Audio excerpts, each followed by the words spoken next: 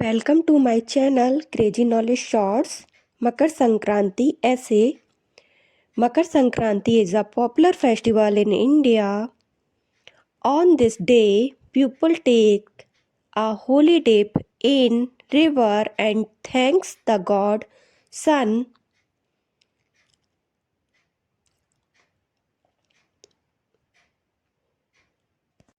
On this day, people happily decorate the house with rangoli and fly the kites.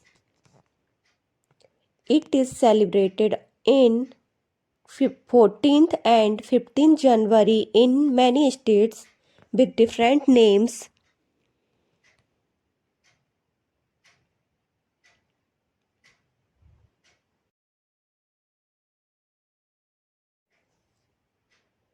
This day marks the transition of the sun from Sagittarius Dhanu to Capricorn Makara. Thank you for watching. Please like, share and subscribe.